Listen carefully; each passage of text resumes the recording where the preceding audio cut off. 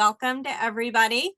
My name is Lisa Gallipoli. I am the COO of Epilepsy Alliance America, and really pleased to help spearhead our conversation tonight.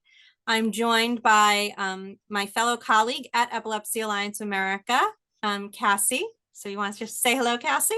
Hi, I'm so glad that everybody's here. Great. And then our guest of honor and our feature tonight is Marc Palmieri.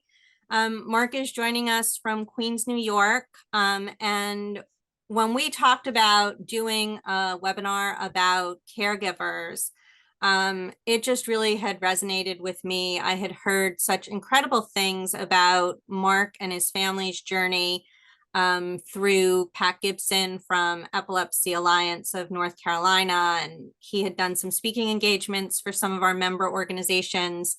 And just really, his story has resonated with so many people. And we thought it would resonate with all of you tonight, to have an opportunity to hear from him, to have some dialogue with him, and to ask your questions of him. Because we know that when caregivers come together, that there's true power in that, and power in sharing that knowledge with each other, and that definitely it's a case of 1 + 1 equaling way more than 2. So I'm going to turn it over to Marc to introduce himself and share his story with all of you. Please, if you have questions for Marc, put them into the Q&A function in the webinar. And we will get to them after the call, or after his opportunity to share a little bit and some questions that we have for him. And then we will go from there. So Cassie and I are going to get off screen and give the floor or the Zoom screen to Marc to share his story with us. So thank you all for joining us. Thank you, Lisa. Thank you, Cassie. Thank you. Thank you so much for having me. Thank you, everyone who's attending. I kind of thought about what was the sort of best way to get this conversation going, and obviously, as has been shared, I wrote a book about our experience with Anna, my daughter's epilepsy. A few years after she had brain surgery in 2018, and I'm a writer. I was a writer before that. I was primarily a playwright. I'd done some screenwriting, and it had been something while I was living with it for a decade, very intensely. Of course, it was interesting that I hadn't really looked to write about epilepsy at all in those years. And, one's personal experience is really the great resource for anything that you're a writer is working with. And yet I really couldn't find a way in terms of writing, about this insidious thing, with which so many people live.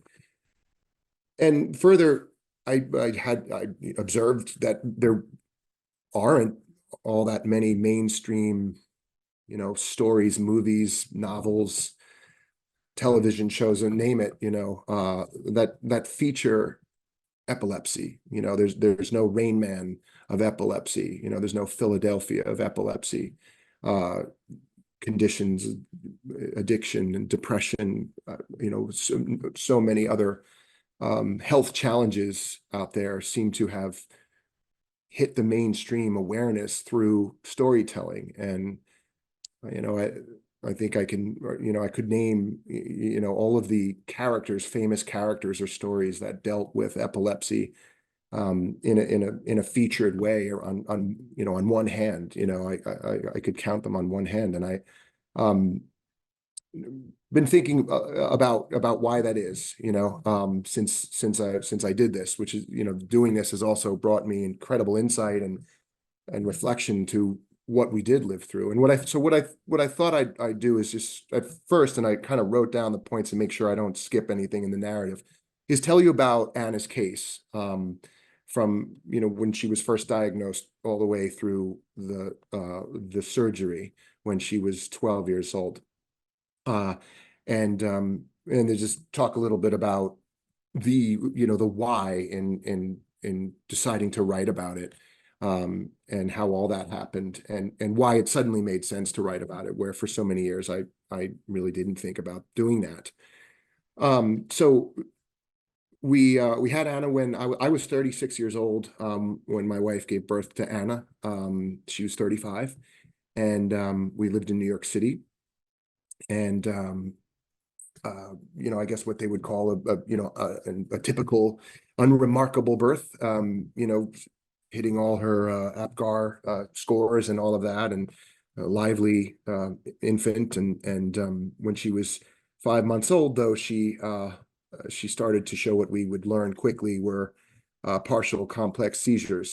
She had a cluster of between 30 and 40 the first time that we noticed that she was having them, and she was rushed to an emergency room, New York Presbyterian Hospital in Manhattan, and the cluster was stopped with pretty major dose of phenobarbital. She was in the PICU for close to a week, and it took some time, but the MRI was interpreted as showing cortical dysplasia as the cause, lesion tissue in her front left area, her front left lobe. So that news, of course, we had been through a dismal week once it was established that these first were seizures, and then trying to figure out why they happened. The CAT scan didn't show anything, blood test didn't show anything, and at first the MRI didn't show anything pronounced, but finally, the readers found this, the neurologist found this, and the news was mixed, because one, she's going to survive, right? Two, it seems that she has all of her functions, and that there doesn't seem to be any damage to the brain, but that cortical dysplasia is forever, and so that she would remain on medicine for the rest of her life. And so trying to reconcile that, that there was an answer, and that it wasn't a mortal situation, but that we were going to now face this in her life. And neither of us had any experience with epilepsy at all. The only memory, the only reference I had really in my head was I remembered someone in my what we called junior high school back then, middle school, having a seizure, and that word was used, and it was a grand mal seizure a seventh grader had. And that really, I'm 36 years old at this point, and I really, that was the only experience I had with epilepsy at that point. It's hard to remember that, but it's true. So she went on medication. It took a while to wean the phenobar, but she was seizure-free for about 18 months, at which time that first medicine began to be ineffective. Our neurologist at New York Presbyterian retired. We shifted to New York University. She changed medications, had a new round of MRIs. And, this is now 2 years or so, a year and a half, living with this idea that this was permanent. The MRI seemed to show something different, that the cortical dysplasia had actually changed, that the lesion had shrunk. And if it shrunk, it wasn't a lesion. And so the diagnosis was changed to something called delayed myelination, which means sort of the coding of a synapse, like it was still developing.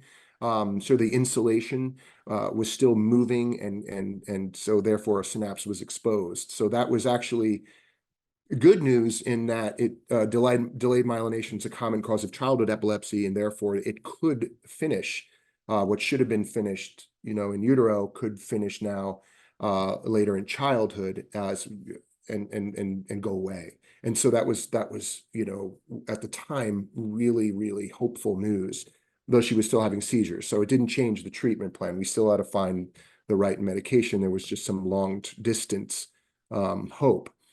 The second medication then, really only worked for about 6 months. Then we weaned her off that. A third medication, again, about 6 months of efficacy, began to fail.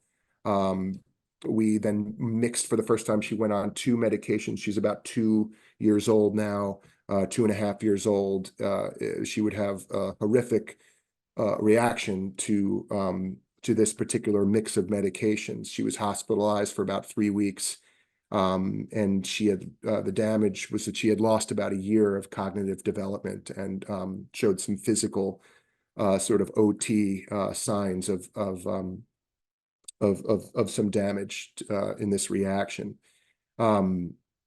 It was at that point then we, as she was really moving into preschool or through really early preschool, that we then, got into the world of IEPs and accommodations and categorizations, of what would qualify her perhaps for, special education and supports at school, because she had a lot to now recover from. Some of it physically, speech therapy, OT, PT, but not sure, not being sure what the long-term damage. She's only still 2.5 at this point, 3 years old. So, this was a very troubling turn of events.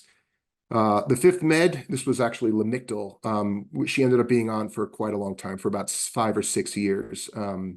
It was never 100% effective. She still had probably about 1,000 seizures in that time, nocturnal, shorter, between 15 and 45-second seizures, always during sleep. And it was long enough.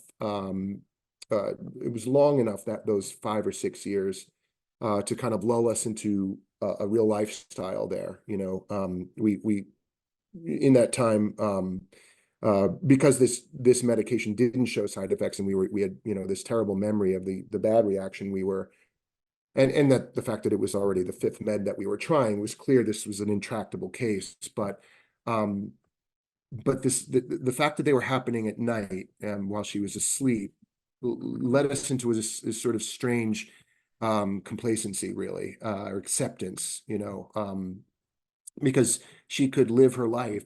She could go to school. She had a para at school to keep an eye on her, but she could play sports, go to school all day. She was in a mainstream classroom, and she could go to friends' houses and Girl Scouts and all of this, and she would be really tired. But she really was she was a big dancer, and she would do her dancing and her dance classes. And we could be fairly confident, well, fully confident even, that she wasn't going to have a seizure while she was awake and living her life. It was always during sleep. So, our world became very, very different at night. Either I or my wife would have her sleep next to her in her bed. She became 10, 11. She started to get 9, 10, 11, sort of a little bit too, big to have. My wife wouldn't be able to really pin her down during the seizure. So it was usually me sleeping on her floor, and every night, reacting to her shifting or any noise. And this could be multiple times per night. It could happen 0 times. It could happen 6 times through the night, always checking to see if it's, how many times within an hour, if we'd have to use the emergency medication, which we didn't. And this sort of became our nights. We looked into medical marijuana. This was before it was legalized in New York State and everywhere else. We met up once it was legalized. We met up with a doctor who gave us a prescription, and we did all that registration. Didn't really see any, positive effects of giving her CBD. We had tried it before it was legal. Friends sent stuff from Colorado, CBD, not the THC stuff, but nothing really seemed to stop anything. Her sleep really didn't seem any different. But we were getting to the maximum dose of Lamictal, and eventually had to change that. And she went on her 6th medication in her career. Really didn't show any difference in one evening. Now we're talking, now she's moving into her 12th year.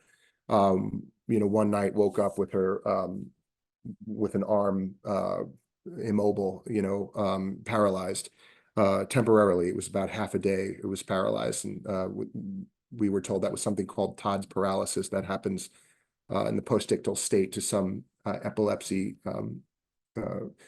patients. But they were signs that things were beginning to change, the patterns, for which we felt lucky, oddly enough, that again, she could live her life. And we would just have to deal with the evenings, and very, very myopically, of course, this was untenable, moving into her adulthood and independence. But for the time being, we were grateful that these other things were not, interfered with in her life.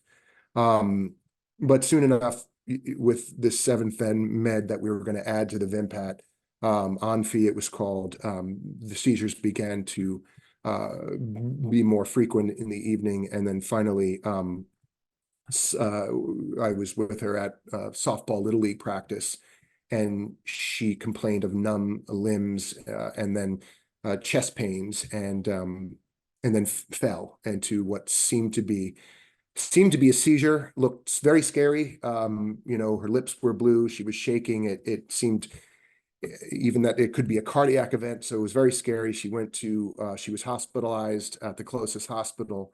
And after about 3 days there, interestingly enough, they said the EEGs showed some seizures, but none that were related to her new symptoms. And she was diagnosed with a panic disorder. So we moved to add psychotherapy to her regimen, and that lasted about 3 weeks before some more incidents happened during the day, seizure activity during the day.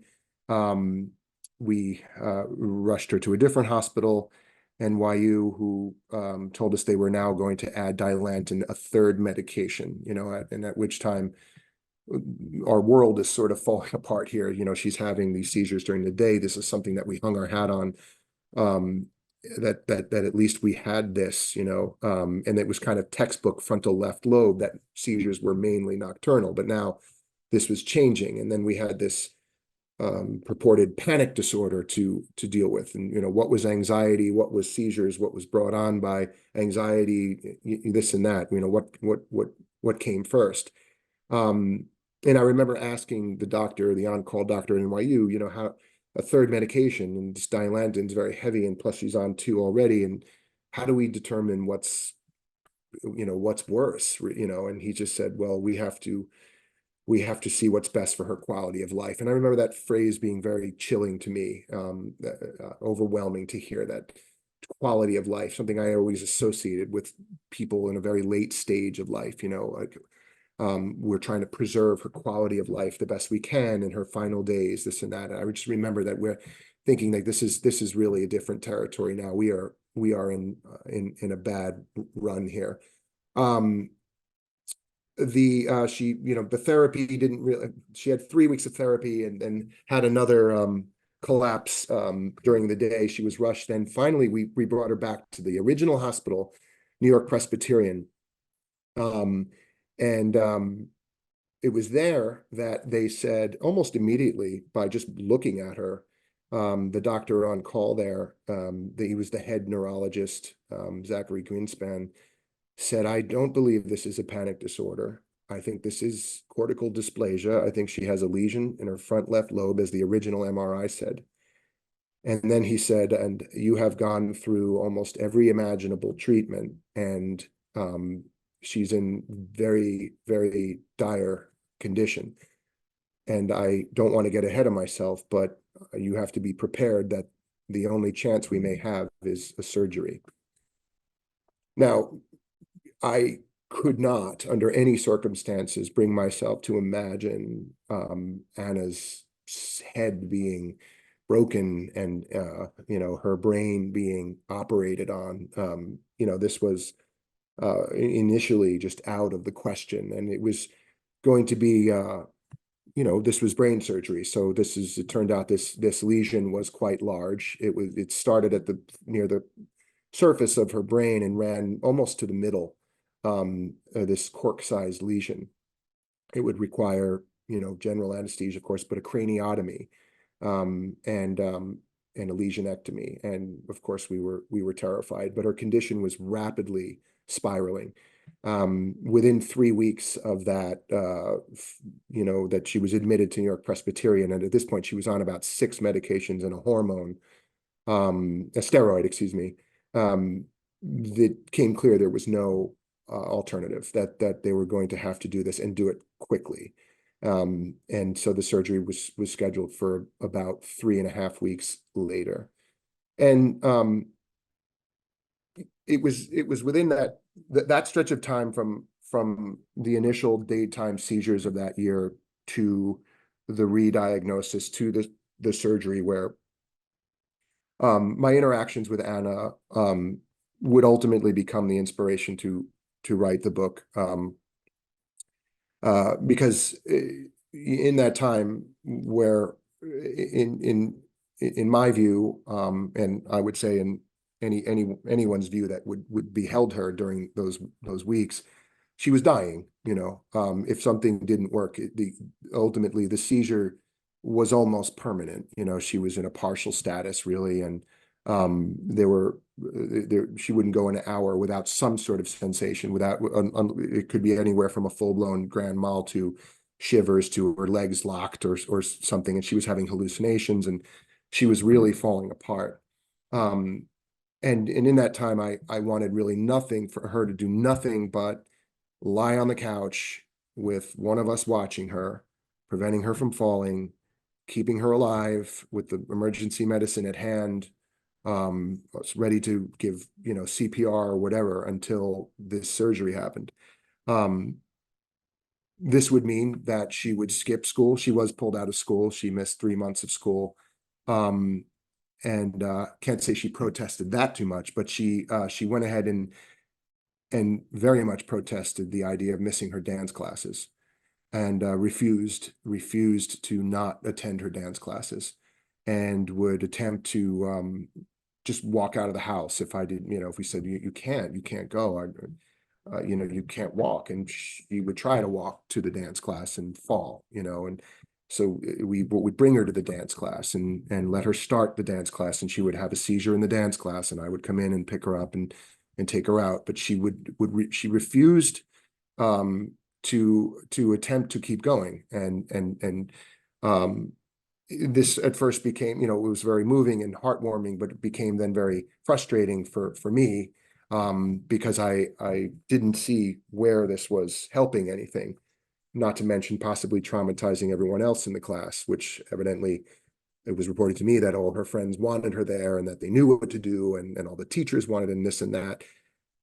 So as this was devolving, but we're moving toward the surgery, and we're going through all the preps and, the different tests that we have to kind of run around to different hospitals for, with different machinery that's only available in certain places, and all these kinds of blood tests and everything else to prepare her for such a surgery.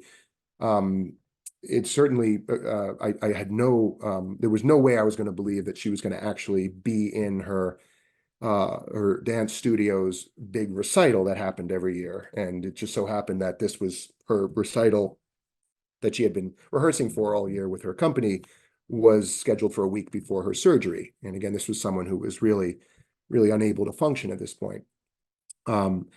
It came up one day that she would be missing this, and she said, "What do you mean? I'm not missing the recital. You're not. I'm in the recital, right?" And at which point, we came to a real sort of confrontation then, and I felt I had to tell her that, you're very sick, and you clearly, it's been heroic and wonderful what you've been doing, but this is in front of 400 people on a stage under lights and with dancers moving quickly. Anna, you can't do this, you just literally cannot do it, and I can't allow you to do it. My wife kind of sided with her. I couldn't understand what they were doing. The teachers wanted her there to try. Her fellow dancers wanted her to try. Anna insisted she was going to be in it, and my wife said, "Well, everyone's ready to pounce if she has a problem on stage. They'll rescue her and pull her off." And I said, try. Try what? I mean, she's barely able to move across the room. So but I don't know. I didn't understand this, I didn't understand this insistence on what I thought was just absurd and impossible. But they had all decided that they were going to do this, and I said, "Well, I'm not going. I'm not going to just look at. I'm not going to watch this. I'm not going to this thing." And I think there's a line at which it's feckless, to do something that is impossible and cruel. And that as sad as it is, we have to be able to say it's not safe. So I refused to go. And she went to the recital, and the show started. The teachers were in the wings, her friends were in the wings for at any time she was on stage. And in that they had two shows, a matinee and an evening show, and across that day she danced in I believe it was a dozen numbers, jazz, tap, ballet, hip hop, name it, very rigorous advanced dancing. And she did not have a seizure. It was the one day in about 70 days that for some reason she didn't have a seizure. And she did backflips and somersaults and just dazzled, and did it. So I learned a lesson for sure. A week later she would have surgery. But I learned that I really had no business telling her that, what she could and could not do. Someone who, like myself, has the undeserved privilege of perfect health, had no right or business really trying to understand or draw the limits for her. And finally, that, after that experience and after she had her surgery and it was successful, very scary, but it's been years now. It's been 5 years that she's been seizure free. She's still on medication, but her condition has changed radically. So that about a year after the surgery, and things seemed to be going well because she hadn't had a seizure. People that I work with suggested I try to write about this experience, and asked me, what would you write about? And it was about that. It was about that, the difference between me and her that I realized there, by understanding her condition as a limit, as a person with a handicap, and that she, whose life she herself knew very likely could be shorter, much shorter. In fact, only with weeks left, still insisted on living her life. So that was the impetus of the book, and it was released in 2022, and I've just been given the great gift of meeting so many people that are devoting their lives to epilepsy awareness and building networks of support and hope and information, networks that we didn't really know even that were out there in our strange version of this lonely, confused state, that everyone that deals with epilepsy understands. Didn't really reach out, didn't look for, the didn't look for the help, and really were so lost. I've just gotten to work with the Alliance chapters in many ways, and that's what we do now. We just do our best to participate and try to share Anna's story, not as a conquest over epilepsy or a victory. We don't know, how long this will last. Our neurologist certainly warns us that, this is remission. You never know, even though we've taken out what we think is the source, the brain still has these pathways, and she still needs to live in caution, in responsibility around this thing.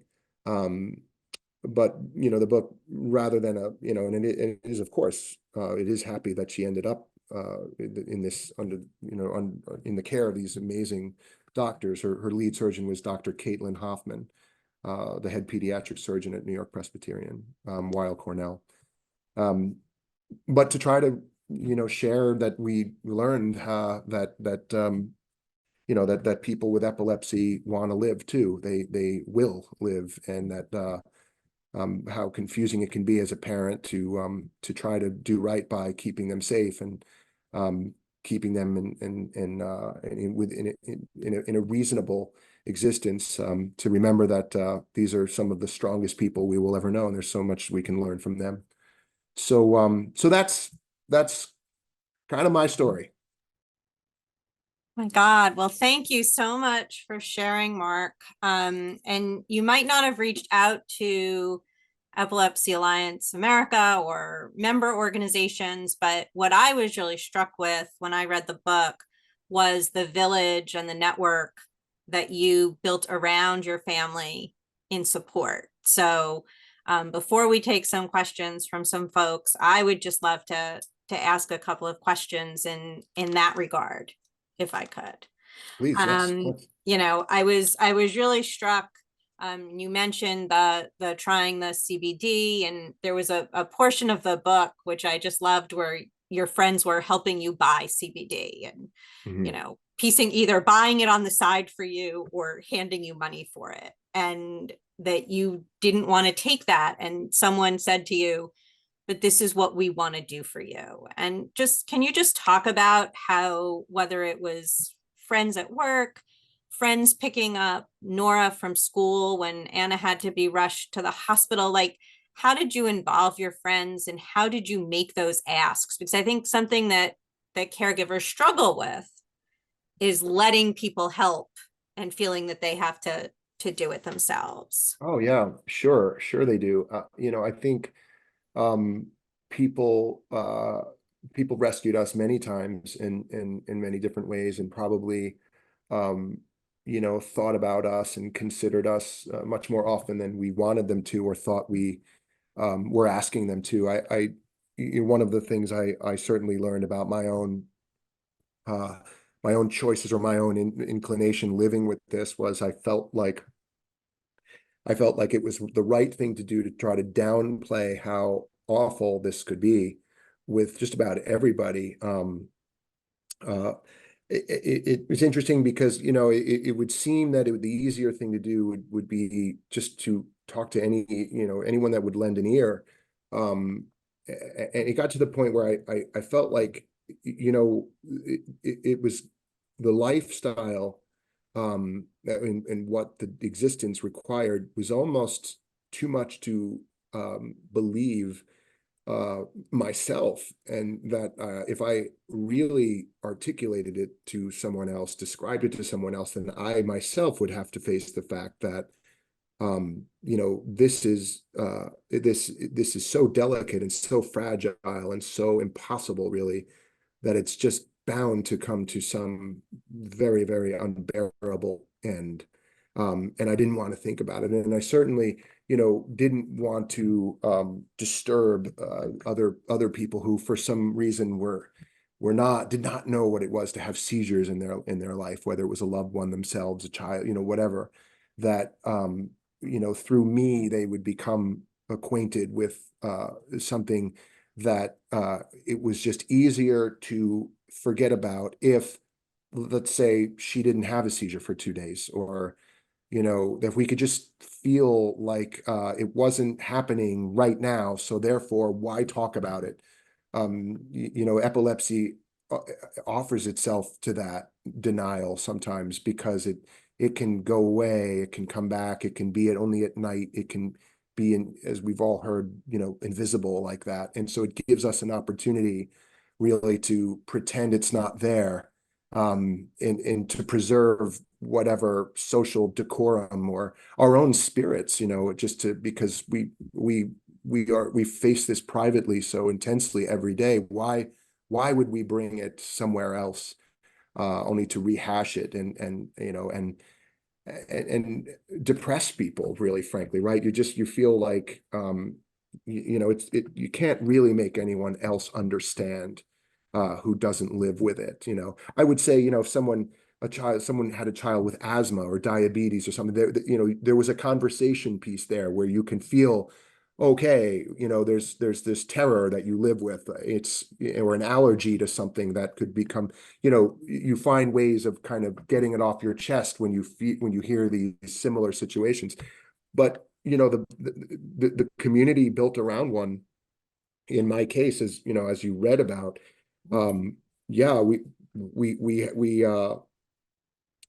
people knew, because we did want to tell people, because we did feel like, because we knew nothing about it, the more people that knew we had this situation, the more we might be likely that someone stumbles into someone somewhere that could lead us in a direction. A hunch that actually did pay off later. We did end up where we ended up because of friends that met these people through a business situation and were able to tell us. So, on the surface, we were vocal about it and that we would tell people, but in terms of sharing just how painful it was, confusing, and how exhausted we were, to the degree we understood it, we certainly were not driven to share it and burden anyone else with it. But yeah, there were people very close to us that could see through that at times, and when emergencies happen and you couldn't, in my world, I couldn't get to a meeting or I couldn't be somewhere, I'd have to say why. And people that, as we all have in our lives, people that love us so much, they want to be asked, but if they're not asked, they're still going to do something about it. The CBD thing, as I mentioned earlier, kind of a comic section in the book, where a friend emerged and said, I love weed, and I have friends in Colorado that would send you the CBD chews they sell out there, and it's the same makeup as the medical. So do you want to try that? And we would try anything, and we ended up smuggling these chocolates to New York and, trying them, and it didn't work, but it was, again, deep, having a chance to look back and remember all these very moving and touching, and hard for me to, accept that how loved we were, and are, and how many people did step up and participate somehow in Anna's decade with epilepsy. I would just say, if you find your instinct is to be alone with it, try to fight that. And networks like yours help that. And those social media pages and groups and everything, it helps. We weren't really taking advantage of that at the time. I think sometimes when you're in it, it's hard to see the forest through the trees, right? So it's hard to see those opportunities that are out there. I know you've talked about the network outside, and I was going to ask about yours and your wife's parents, but instead I'm going to ask you more about in the house, and just ask you a little bit about, you do have another daughter, Nora, and how was that dynamic, and how did she participate in Anna's care then and now as a family? Because I think so often the siblings are living an experience so unique yet not unique, in the world of siblings, living with siblings with any disease or disorder, but especially epilepsy. Absolutely. And it's a great question. And we do a lot of talking about it with Nora all together, and it's something that is, certainly I write about as well. Nora is only 2 years younger than Anna. And she grew up, her first 10 years, 8 years. This is what she knew, that there was something, that was, looming for her sister at all times, something that she didn't have. And I think it was for her as a child, and moving up to, she would be, about 9 years old when the surgery happened, when the real theatrical drama played out in that 2018 spring. she was just in a lot of fear, you know, that her sister was going to die.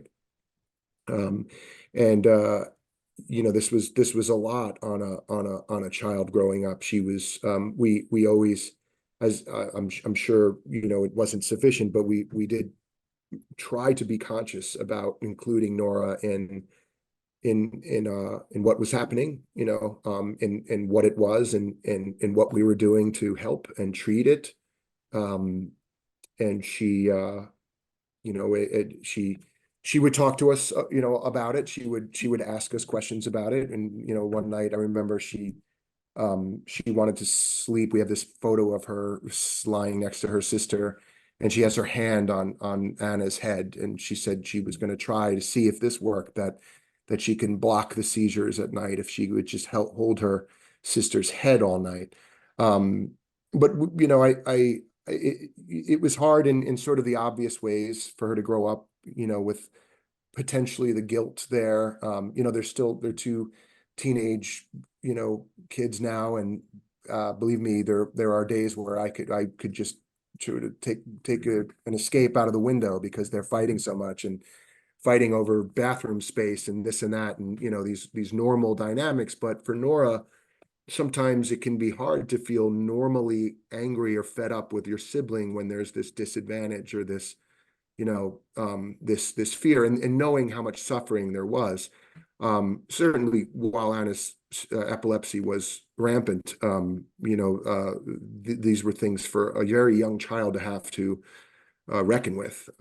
So, you know, it's there. We still talk about it. It's still something that, you know, and Nora is interested in it, you know, like in a sense, being interested in what it was for her. And I think something that, to every degree, it was the same with us, you know. I mean, we don't have it. Anna had it, right? So if how do we have the pleasure of not having it while our child has it? You know, it's I think it's difficult for anyone with a loved one with something to just to free oneself from suffering for that person, you know. But as you said, a very unique perspective would be a sibling. Yeah. Um, I want to there are some questions in the box, so I want to get to some of them. Before we do that, and before I ask Cassie to see if she has any questions for you too, I just want to ask, has everybody, you've mentioned this was 2018, just give us a quick update on where you guys are. Yes, thank you. So, Anna had one seizure after the surgery they thought was brought on by a rapid withdrawal of all the meds she was on. But since May of 2019, she's been seizure free. So that's 5 years, and she's doing very well. She's just graduated high school. She's still dancing. She's actually she got into a few colleges. I'm a professor at Mercy College, so without a doubt, she will go there for the lower tuition that we get. But she's chosen to do the community college near us recruited her for women's soccer, which she played in high school. So she's going to get an associate's in dance there and play soccer there for the first 2 years, and then transfer to where I am at Mercy University. So she's doing very well. And Nora is dancing at the Alvin Ailey School in Manhattan at the High School of Professional Performing Arts. So she's doing very well as well. So thank you. And Kristen and I are fine. And like I said, you know, um, we feel like we're more involved with the epilepsy in general after all of this happened, you know. Naturally the book, you know, brought us a lot of new friends and you know, responsibilities. But we feel that we're learning to be really conscious about what we went through and what other people go through, and you know, it's been a fascinating time reflecting on those years, you know. But we feel very, very lucky, you know, for the team that helped us with Anna. Great. Okay, well, thank you. Cassie, before we let other people ask their questions, I didn't know if you had anything that you wanted to ask. well, I start to look at the questions that came in the box. You for sharing all of that, Mark. I know you touched on it quite a bit here where you were just recapping your story, but one of the most Cassie, I'm having a little trouble hearing you. Lisa, do you hear that noise too? Yeah, just get a little, I think you're just a little far from the mic. It feels like it just went out for a second. Does that sound better? Hmm. No? Interesting. Because you were there before. Different now? Well, the volume's coming. Is there a volume you can turn up there? Pretty high. Okay, that I can That's kind of much hear you. better. Is that better? Okay. Yeah, Okay. Sorry about that. it's all right. So for me, one of the most striking parts of your story was when you discussed the dance recital and your reluctance to let Anna participate in the dance recital. And I think that as the parent of a child with epilepsy and conversations that I've had with other parents of children with epilepsy, it's such a common struggle, this balance of wanting to protect them, wanting to keep them safe, but not wanting to hold them back from living their life, and trying to find the balance of safety, but also allowing them to grow as individuals and have unique experiences. And obviously that was a more extreme situation where her health was at that point in time. But what are some tips that you would give to other caregivers of children with epilepsy to kind of find ways of being able to strike that balance or find some peace in trying to strike that balance? Well, I tend to believe now that as the parent, we we might forget that they don't see it like we see it, and might not even honor it as much as we honor it. In that, um, they don't want to be prevented in any way. Of course, we don't want them to be prevented, but we see why they might be. I don't think they see that, as the way we see it. I would also just put it in this way, which I think mattered again until I really failed to. And I'm not that hard on myself. I know that it was reasonable to fear that she would fall during this dance thing, but it was also, it was really a lot more to it in how I was responding to that. But we had an epilepsy nurse very early on in Anna's infancy tell us that be hard on her, push her, like she does not have this, because she's going to need that instinct to imagine herself as not having it, to understand herself as not having it, and beyond it being a health responsibility. It can become part of an identity, a learned helplessness, a learned lack of feeling capable, or even welcome into the experience of what kids deserve and know they deserve, and so to not step in the way of that, and there will be times where the child will seem pacified by saying, oh, it's cool, you had the seizure, that's 5 a.m. Why don't you sleep in? Don't go to school. You're tired. Man, that was tempting because I was tired. I didn't want to get up either. But it was then that we remembered that nurse's advice. And again, having it be nocturnal seizures, we were dealing with exhaustion a lot of the time, but she couldn't sleep over a friend's house, and, we had to have the sleepovers at our house because, obvious. So there were things that she couldn't do exactly the same as others, but there was still a way to get it done. So, that's what I would advise, whatever that advice would mean to each particular case, to push as if they don't have it, to the degree to which, it's physically possible, that they can say they succeeded and they did it. That was the advice we got. And of course, depending on the circumstances, that means different things, but that's the advice that I would share, above all. they're tougher than we realize. Yeah. I think that's so true. That's Yeah. great advice. Yeah. Well, thank you. And you just talked about the seizures at night, Mark. So I'm going to ask you a question, because if I summarize some of the stuff in the chat and I summarize some of the questions in the Q&A, there are a lot of questions as to whether or not you all ever explored any seizure alert devices or things other than you and your wife sleeping next to her. Yeah. We did. Okay. They've gotten better, Okay. really, even in 5 years, there are better, there are, so I'm not up on, on that as, as others might be, but I can say we had a couple devices. We had a watch, one time that was supposed to detect a shift in pulse. We just found it didn't work. It wasn't reliable. We set up our own, our own in-house, in-room kind of cameras, to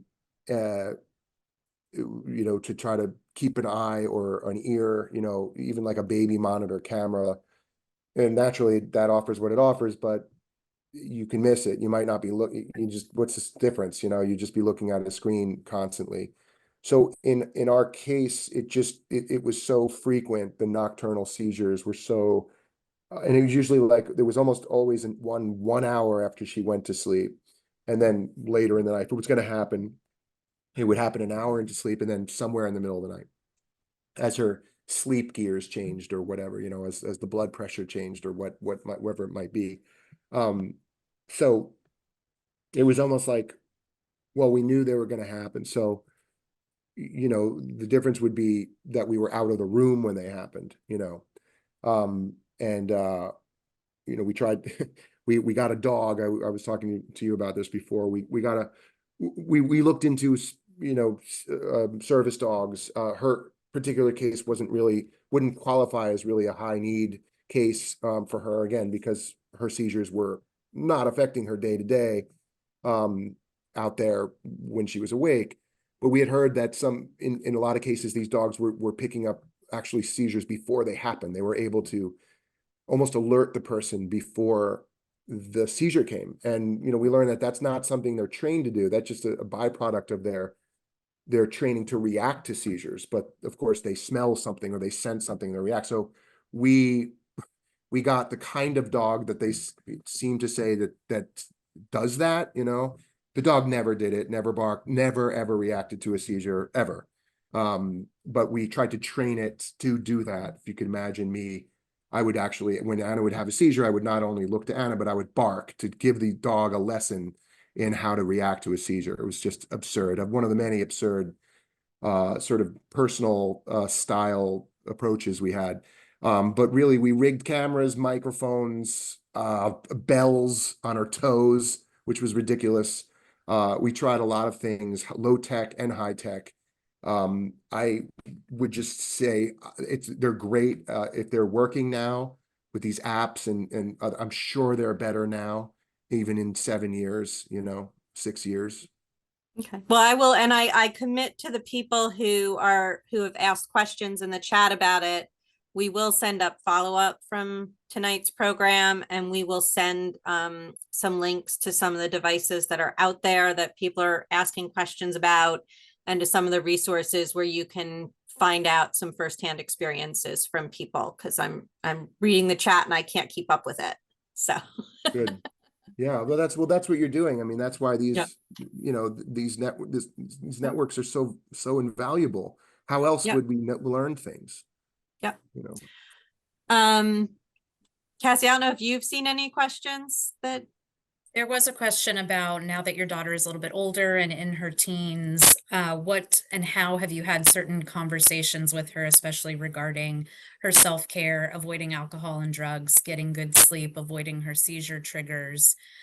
Because a lot of our families have some, all different ages, and as they get older and they have to take some more responsibility for their own care, what are some ways that you guys have discussed that with Anna? Yeah, it's her own neurologist has been we were at a point where we have to see her once a year, now. But that neurologist, despite the 5-year stretch of time, raised her medication level last time we were there, and Anna was disappointed with that, but one tough way is that, we share stories and statistics, of what, how this thing strikes people who really have been seizure free for a long time. If she wants to drive, then there are certain things that she absolutely has to do. I think in our case, I think it's really the daily reminder that still goes on. She's still at home. She's still a high school kid. We still have that hands-on access where I can look at the bottle of the pills and see that whether they've been taken or not. And every day I can ask, did you take your medication? Yes, I did. Really? Dad? Yes. Okay. So if I count them, they're right. Yes. So, I tend to put pressure on her like that to answer for it. It's so habitual now to ask if she's taken her meds, I don't know. I mean, it's what happens next, I want to believe that it's so ingrained that she'll that she'll remain someone that stays away from alcohol for this reason, that there's a vulnerability. And can you imagine, Anna, how you would feel after all this time, and all this progress, that there was anything that you could do that you didn't do, and this thing reemerged like this? Can you just imagine that? So let's do what we have to do. It's the least you can do. But I have to say, we stay on it. The straight answer is that every day we say it, Yeah, the daily medication. Yeah, it is. The daily medication containers are key, because you could also see, so there have been times where, like, yes, I did see it, and then later up, I see in her room that they're still sitting there. The Wednesday morning dose is still there. Yeah. Well, Rosanna, you did a better job than I did. My dog refuses that job. I think there were some other very specific questions about diagnose, which I think we can either use for follow-up or things like that. There was a question I had though, but now it's totally escaped me. But I do think there was a question just about research, and if anyone ever looked into the connection between her dance and the rhythmicness of her dance, and if that helped with the seizures. And I know, having worked in the autism community, there was a lot of research happening with autism and music and the incredible impact that could have. So I just didn't know if you were aware of anything, and certainly if we see something, we will bring it to your attention. Yeah, that's really interesting. Not really overtly, was that ever really studied or anything.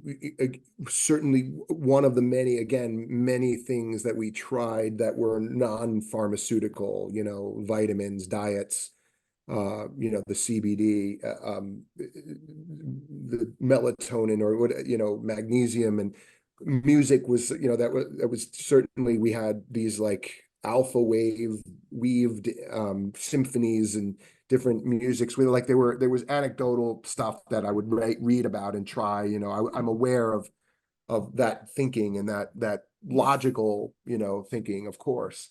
The biofeedback element of that, for sure. And it's just fascinating, with how music occupies the brain, how it occupies the brain, and how it regulates things.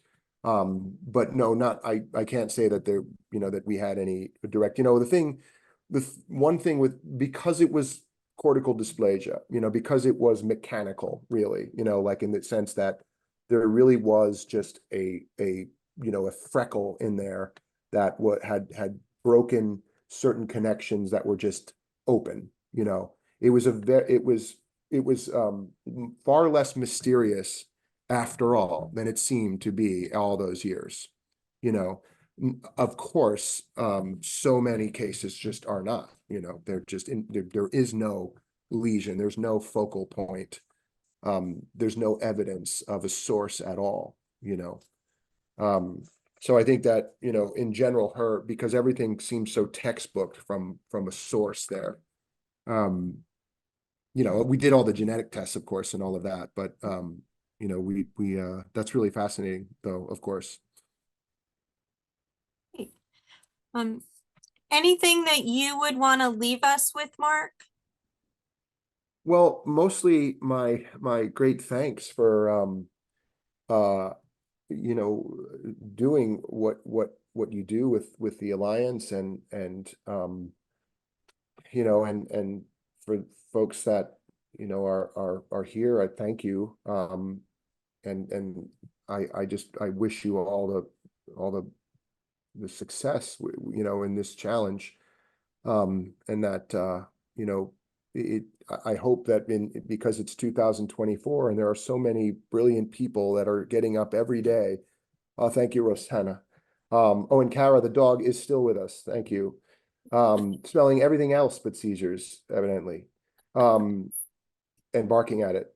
But that there are people that are and organizations and hospitals and very, very, you know, very, very brilliant people that are working on this and thinking about it. And there are better meds that are coming, and better devices and ideas, and that, you know, just to keep looking, you know. It's it's hard, but, you know, I think that I try to think back, like, what 50 years ago, you know, 40 years ago, how different things were, you know. And I hope that that we continue to have people talk about this, you know, and create an interest in this thing that 1 out of 26 of us or 24 of us in the world deals with. And again, I really, you know, there are so many people that just know nothing about it, and don't know that 6 people in their lives deal with it, you know. And that's amazing, because it seems much more comfortable these days to talk about a lot of other very difficult challenges. But still, this one, it seems that it remains in so many ways the one that people don't talk about, you know. Well, thank you so much for sharing. I know we've really appreciated it. I've just pleasure. put a slide up. I put a slide up, right? People are seeing that? Okay. This was our Care for Caregivers webinar and conversation opportunity. We do, and this will go out as a follow-up to people, so you don't have to cut and paste this. But we do have some resources on the Epilepsy Alliance America website around caregivers. Self-care isn't selfish, with some tips and resources and opportunities to connect for caregivers. And then we'll also send out links, because our member organizations, our 18 member organizations across the country, some of which are on the call today. I don't want to call any out. Josh Provides or Epilepsy Support Network of Orange County, because I'll neglect other people, but those are the 2 that I saw. But our member organizations have great connection points for people locally. You heard Mark talk about maybe not having taken advantage of those connection points, but whether it's a formal support group or an informal opportunity to gather with other parents or sibling groups or other caregivers, our member organizations really can provide those opportunities for people, so you can find your people in this and not be as alone in that journey. So apparently this was my welcome slide. Wow. I should have changed it to say goodbye. Oh, that's cool. But you know, we wanted to thank Mark, and for anyone who hasn't read the book, I know Cassie and I highly recommend it. Thank And you so everybody much. I know who has read it really recommends it, and it was just a wonderful insight into your family and your journey, and Thank really you. just the care that all of you have provided. And then I want to mention that our next webinar series and our caregiver series is going to be in August. So on August 14th, we'll be doing a transition of care webinar. And this is co-hosted with our member organization, Epilepsy Advocacy Network, who I also saw on the call today. So don't say I forgot about you.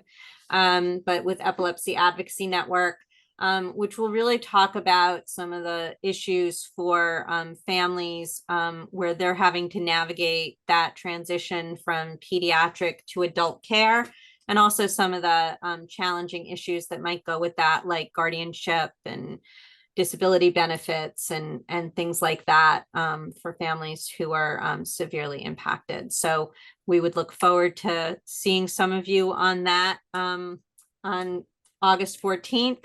And I want to say thank you to Jazz Pharmaceuticals for having provided some funding that made tonight possible. So I don't know if Mark or Cassie want to say anything else. Well, I just want to say, I don't know if you've been following, but I relied on some natural lighting through my window when we began this, and I've been slowly fading to black. Sorry about that. I was just interesting. I'm looking at myself like, wow, that just very Rembrandt. It was very dramatic. It goes to your Yes. theater background, Mark. Yes, It I was have the very dark dramatic. shirt I on, thought and it I'm was really planned. just, my cheeks are getting, it's all very Rembrandt. But thank you again for having me. Okay. No, well, thank you so much. Thank you, Mark. We really appreciate you sharing your story, and would definitely highly recommend that anyone who hasn't read the book to please read the book. It's a really thank great you. read, and we appreciate you sharing and being here with us tonight. Thank you. And I know there were some other questions. I'm easy to find on the internet. Like I have Facebook, Instagram. My website is myname.com. Send me any question, email. I'd be honored to, communicate with anyone. So, please feel free. Okay. Well, thank you so much. Well, have a good night, everybody. Thank you all for joining us. And that will conclude both our Facebook Live and our webinar tonight. So thank you so much.